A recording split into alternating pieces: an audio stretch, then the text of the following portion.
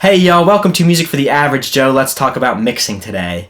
Now I know what you're thinking. The title is Mixing Using Faders, and duh, of course you use faders to mix. But here's the thing.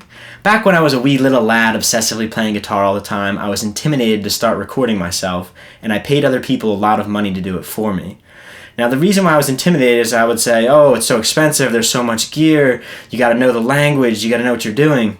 And while some of that is true, I found that there's only 3 things you need for a great recording. And it's not that complicated.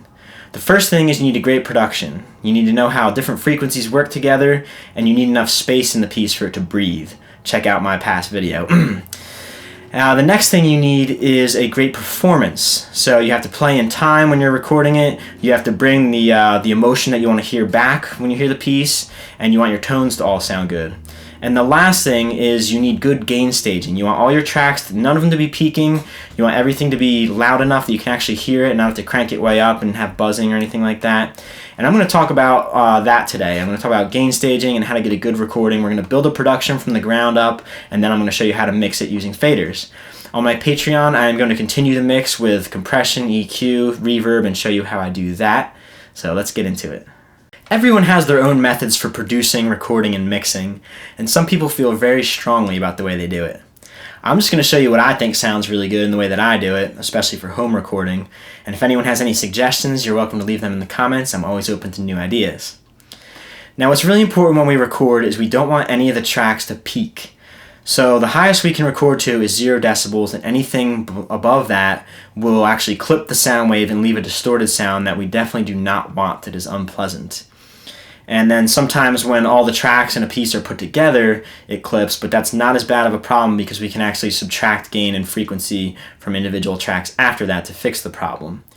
But for an individual track, if it clips, we cannot fix that after the fact. So we got to be really careful about gain staging while we record. So gain staging just refers to setting the right gain level on either the instrument we're recording from, the interface, or anywhere else that gain might come from. Now typically we can either record a software instrument, which is going to be like MIDI going from a software instrument into the computer directly. We can record DI, which is going to be an instrument with an instrument cable going into the interface directly. Or we can record, of course, with a microphone, where we put a microphone up to whatever we're trying to record. There's other ways too, but those are the main ones, and that's what I'm going to talk about today. So let's start building this production. Alright, I got my screen recorded here so you can see what I'm doing. I have a software instrument pulled up. In this case, it is an electronic drum kit, which is connected to this synth, which has MIDI capability. It's connected with a MIDI cable into my computer. So you can see, when I play the kit, it shows the input signal, which looks like it's coming in right around -6 dBs, which is perfect, because we want to be between -6 and -10. Now some of these software instruments record in really hot, so it's too loud, and in that case we can just add a gain to the track, turn the gain down, and fix that. Now I'm going to show you that right now really quick so you can see how to do it in Logic at least, and I know all DAWs would have this capability.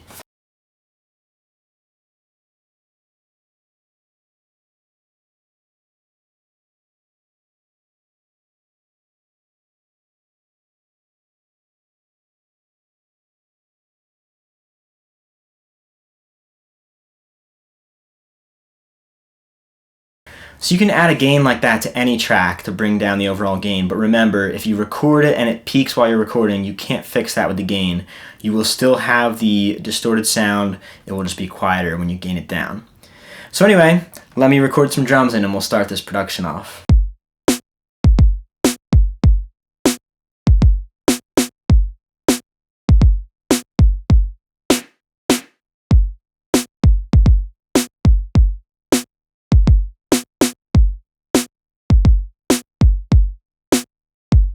So next we're going to record DI, or direct in, and for that we're going to be doing bass. Now this is where gain staging really becomes something you have to pay attention to.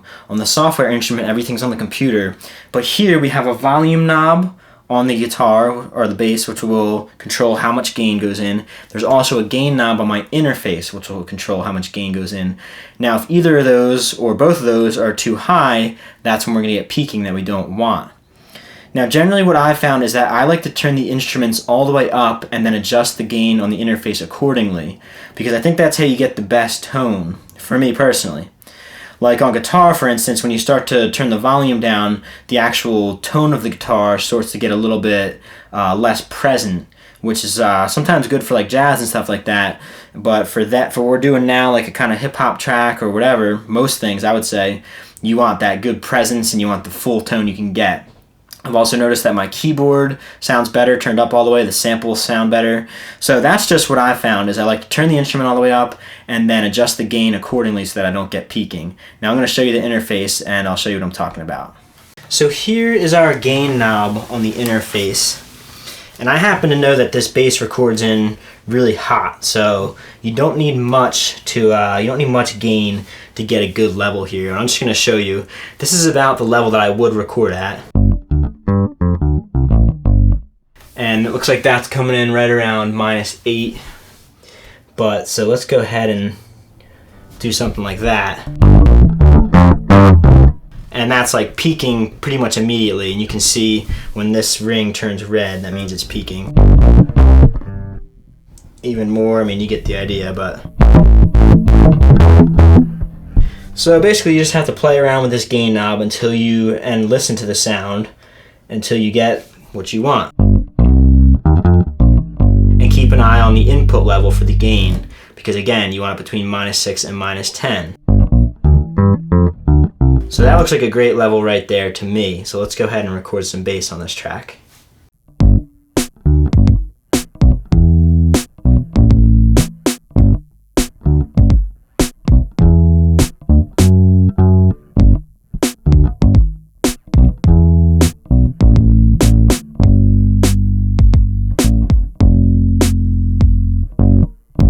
Alright, so it looks like the highest that the bass reached there for input gain was -5 dB, which is a little over the range that I gave, but we can just add a gain to it and take some off if we need to. But I'm just going to add a couple other instruments now that are all going to be similar to what I just did, DI with my synth or DI with guitar, and then I'm going to record with the microphone and show you how that is.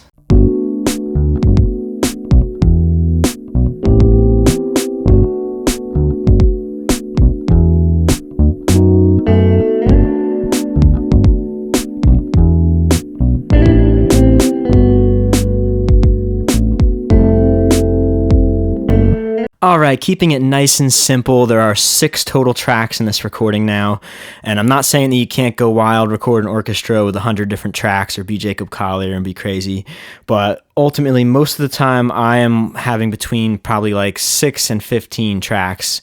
And if I'm making a hip-hop beat, usually closer to the 6 end, but if I have a full song, I'll add all kinds of little production stuff in there, and sometimes up to like 30 or whatever, but the simpler, the better in most cases for me. That's my personal preference.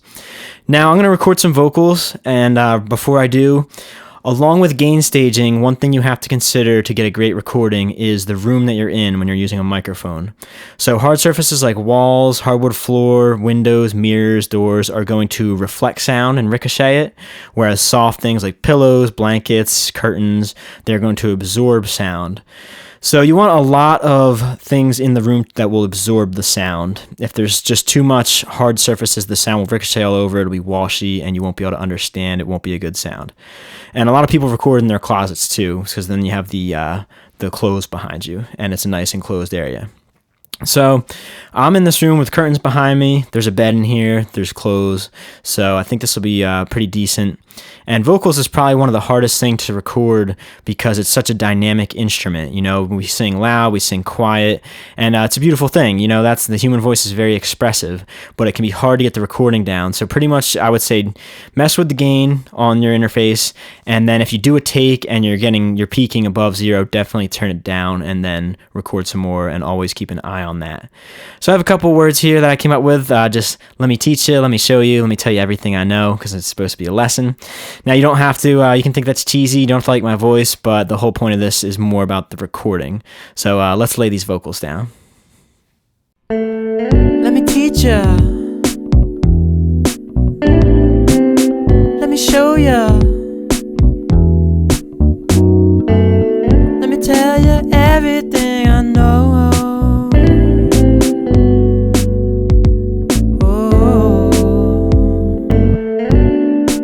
Alright, a couple things that I left out about recording with the microphone. Be aware of how loud your headphones are. And it's kind of a tricky thing to find the balance for sometimes because you want the music in your ears loud enough to get into the vibe if you're singing over a track. You want to be in it and know what you're singing over. But at the same time, if there's drums or you're recording to a click and it's loud in the headphones, the microphone will pick that up. It's not the end of the world, it's just a little bit of bleed through. But if it's too loud, then you won't be able to isolate the vocal track from the drums and the click, and that can cause some problems. Another thing, I just have a $300 condenser here. It's an SE2200. I saw it online, heard it was a really solid mic, and just went for it, and been using it for the past like 5 years. So, don't get too crazy about gear if you're just starting out and not sure what to do. But now let's get to mixing with the faders. Alright, so right now I have all the faders turned down, as you can see. No signal coming through. There's a million ways to attack it, of course, like anything, but I'm going to start with the drums and bass, the two elements that I really want to slap, and, I want people to feel that rhythm. So I'm going to bring the drums up here. So that's coming in right around -7 dB, which is perfect. So I'm going to leave that right there. It sounds good, sounds loud. We start bringing the bass into this.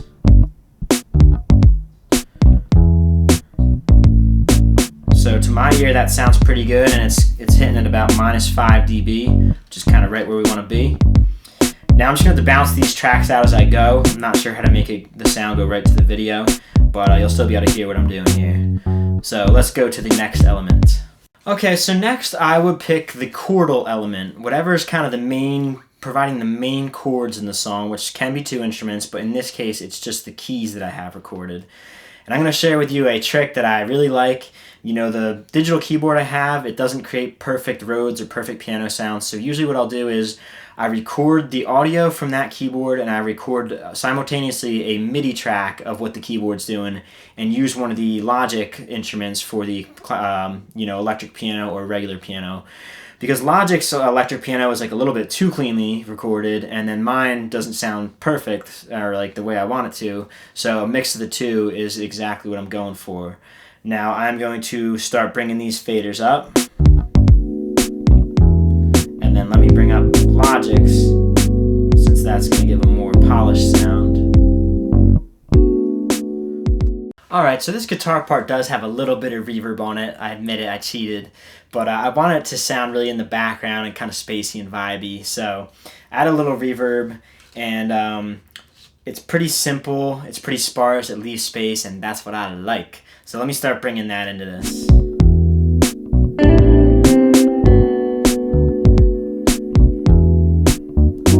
Cool, so right there, it's kind of loud in the mix, but I like it a lot, and once I start bringing the vocal up, that's when we can start messing with other stuff, because the vocal is really the most important thing.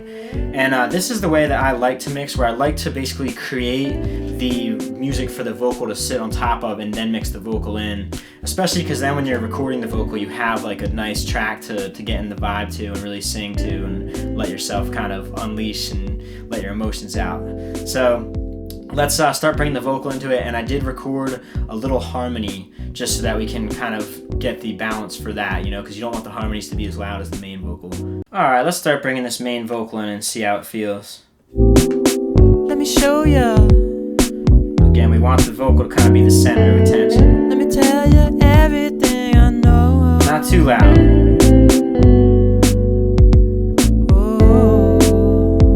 It's feeling pretty good right there. Let me go back and listen to this again. Let me show ya. Let me tell you everything I know. So this is starting to sound pretty good to me, and one thing about the vocals is if you turn them up too loud, even though we all want to hear the vocal and we want to hear the words, if it's too loud, then when people turn the song up, the vocal is going to be too piercingly loud to actually experience the song in the way that's meant to be, where you can really groove to the background music.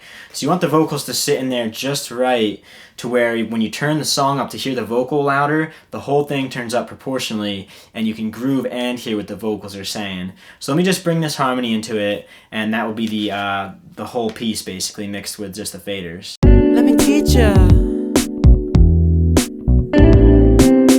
Let me show ya. Let me tell you everything I know.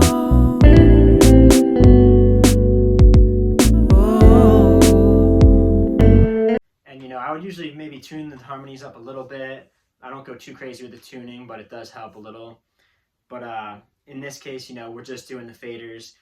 And I would add all kinds of reverb and delay to the vocals. I certainly don't like to over-process things, but to make a mix sound good, I feel like you kind of almost need the reverb and the delay and all the other things, you know. With the faders, it sounds great, and that's why I made this video, because I want you to be discouraged from trying to do this stuff if you don't know what all the other plugins are. But now on Patreon, I'm going to show y'all what it sounds like to get into the reverb and the delay, and I'm going to explain some of that.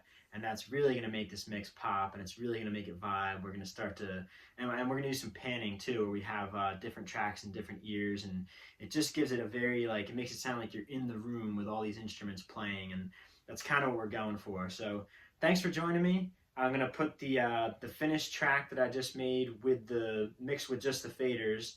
I'm going to have that play after this video, and please join me on Patreon. Thanks, y'all.